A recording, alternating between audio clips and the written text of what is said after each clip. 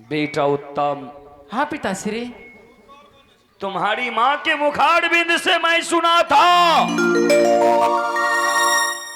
कि तू शिकार के लिए जंगल गया था हाँ पिताश्री। और वापस आया है। तो तुम्हारे साथ में ये लड़का कौन है पुत्र?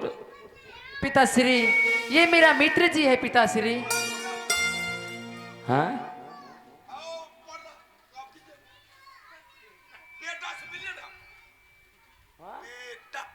बेटा उत्तम, तब जंगल गया था तू शिकार के लिए, ऐसा मैं तुम्हारी माँ के मुखार बिंद से सुना था। ये बात तो सच है पिताश्री। तो इस समय तू जंगल से आ रहा है, तो तुम्हारे साथ में ये लड़का कौन है? पिताश्री, ये मेरा मित्र जी है। मित्र? हाँ पिताश्री। ये नादान सा बालक, किस तरह से तू दोस्ती किया और कैसे किया और कहां किया पुत्र? पिताश्री, जब हम गए थे जंगल शिकार खेलने के लिए, अच्छा, वहाँ पे मैं शिकार खेल रहा था। शिकार खेल रहा था। शिकार खेलते वक्त एक तुम- बूढ़ा शेर आया और मैंने उस पे अपना बाण चलाया पिताश्री। मेरा बाण काम नहीं किया, वो शेर मुझ पे टूट पड़ा। तभी मैंने बचाओ बचाओ चिल्लाने लगा, तभी इन्होंने भैया ने मेरे प्राणों का रक्षा किया है पिताश्री। और मैं इसे दोस्ती लगा के अपना महल घुमाने के लिए लेके आया हूँ। हाय! हे भगवान, हाथ पैर तोड़ देगा ये। अच्छा, दोस्ती लगा लिया, जान बच गया आपका बेटा को, तो क्या हुआ? तो हाथ पे पैर तोड़ेगा उससे।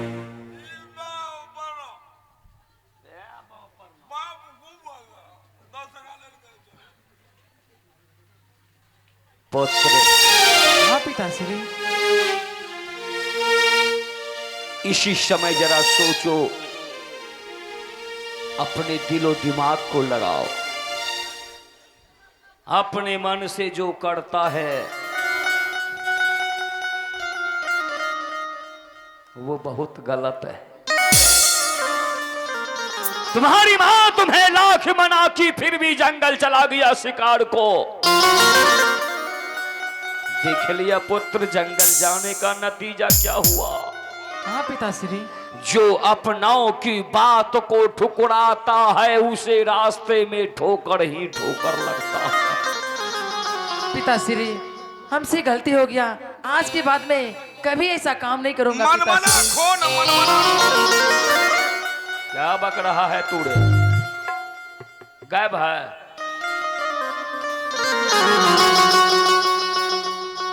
कौन था रे वो?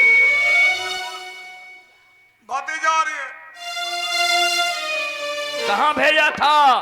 पुरियाल भेजले दुकान पहुंच। चुप! इसीलिए मैं देखता हूं इधर थूका हुआ, इधर थूका हुआ, मैं सोचता हूं थूकता कौन है। तो ये खबरदार पुड़िया खाया तो। बेटा उत्तम, हाँ पिताश्री। समझ गया होगा पुत्र, अपना किया हुआ फैसला काम नहीं करता।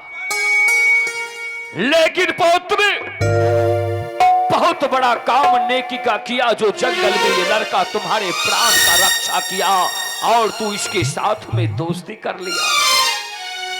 दोस्ती का रिश्ता संसार के सुनहरे पन्ने में लिखी गई है। दोस्ती का रिश्ता इस संसार में सभी रिश्ताओं से ऊंचा है।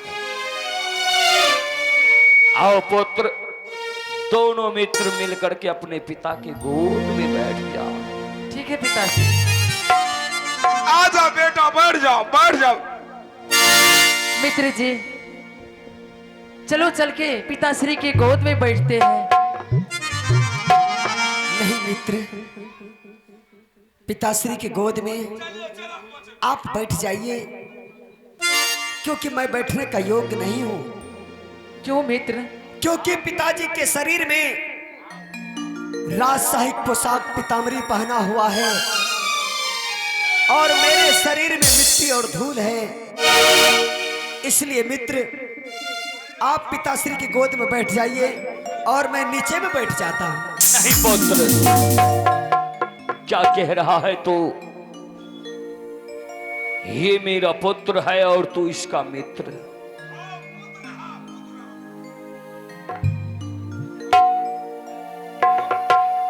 पुत्र नहीं, पुत्र। हाँ पुत्र। इसका पुत्र छियै। हट। बेटा पुत्र। चुप। लेकिन पुत्र। हाँ महाराज। हेलो,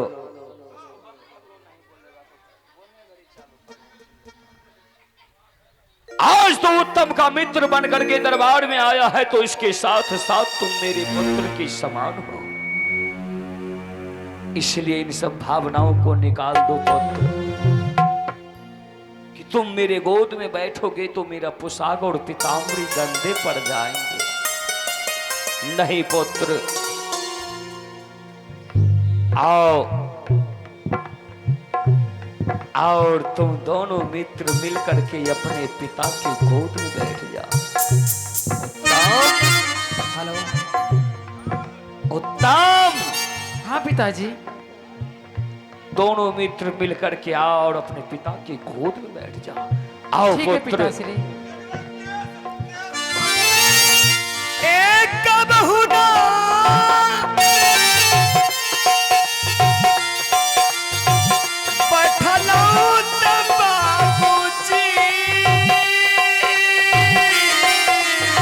आओ पुत्र।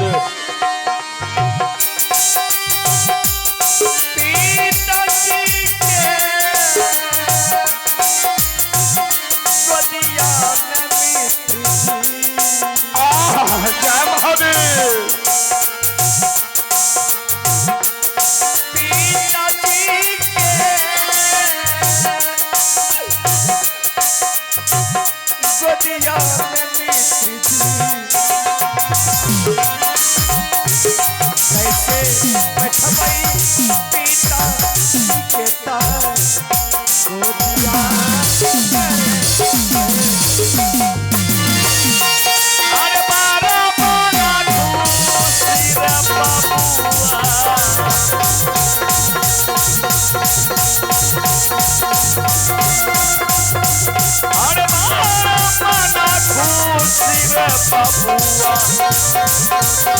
जोगिंदर बाबू आजू भी न होई लईना, आजू के दिन मानैया।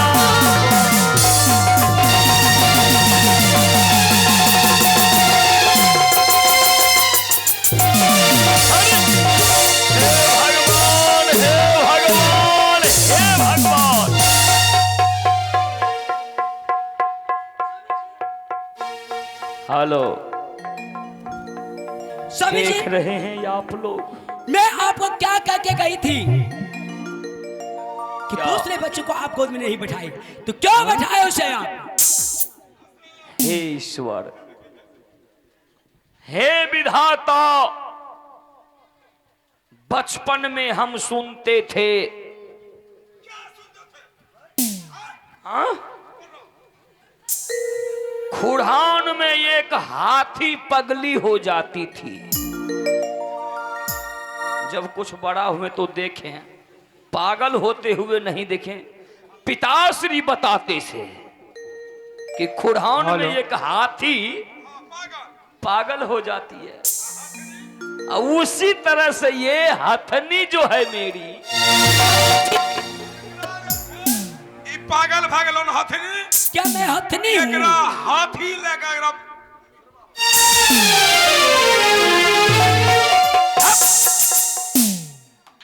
स्वामी तो जी, सिर्फ भाव दिया कि ये हथनी की तरह कर रही है तो मानव महारानी, हाँ स्वामी जी, राजमाता होकर के इतना भी ज्ञान नहीं है कि आखिर महाराज की गोद में कोई बैठा है, कौन है? कौन स्वामी जी? है नहीं है।